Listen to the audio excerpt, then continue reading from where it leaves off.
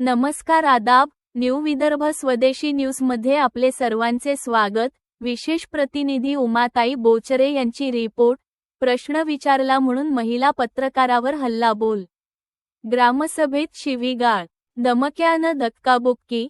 वडनेर बोलजीत खळबळ.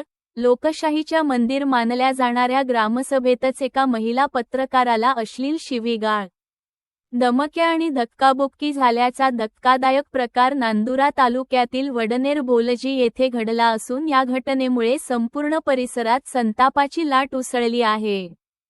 प्रश्न विचारण्याचा अधिकार आहे की नाही, असा सवाल आता ग्रामस्थ आणि पत्रकार संघटनांकडून उपस्थित केला जात आहे. नारी शक्ती न्यूज पोर्टलच्या मुख्य संपादिका तथा पत्रकार उमा गोपाल बोचरे यांनी या प्रकरणी नांदुरा पोलीस ठाण्यात गंभीर तक्रार दाखल केली आहे.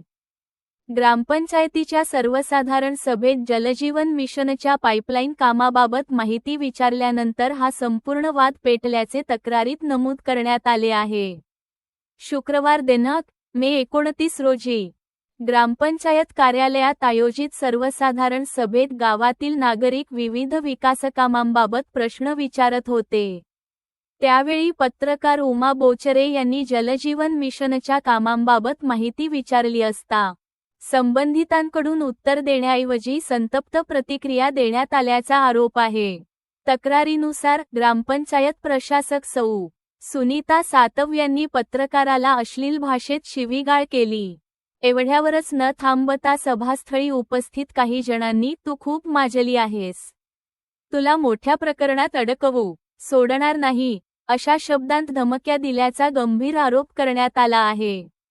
विशेष म्हणजे महिला पत्रकाराच्या समर्थनार्थ पुढे आलेल्या ग्रामस्थांनाही धक्काबुक्की करून जीवे मारण्याची धमकी देण्यात आल्याचे तक्रारीत म्हटले आहे.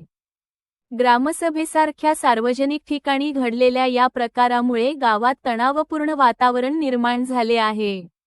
या प्रकरणी सौ. सुनीता रवींद्र सातव, रवींद्र हरिभाऊ सातव, देवीदास वाघ, शेख करीम शेख अशफाक, ओम दिघे, संदीप बोचरे, ऋषिकेश देशमुख आणि संतोष दिघे यांच्यासह इतरांविरोधात भारतीय न्याय संहिता BNS 2023 मधील विविध कलमांनुसार तक्रार दाखल करण्यात आली आहे.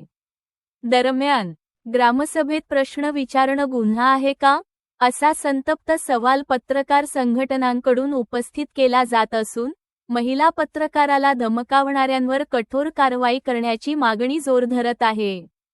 या घटनेने स्थानिक स्वराज्य संस्था, पत्रकार सुरक्षा आणि अभिव्यक्ती स्वातंत्र्याचा मुद्दा पुन्हा ऐरणीवर आला आहे.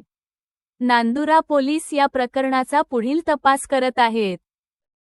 नाही सरपंच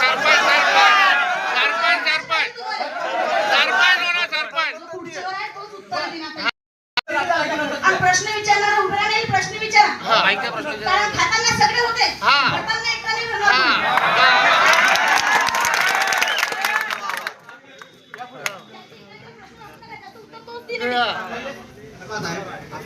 पती येऊन बोलून गेले की नाही, मग ते उत्तर द्यायला त्याला काय प्रॉब्लेम आहे? आजपर्यंत आम्ही आमच्या ग्रामपंचायत महिलांना प्राधान्य पाहिलं नाही. आज कसं काय महिलांना प्राधान्य घेऊन राहिले?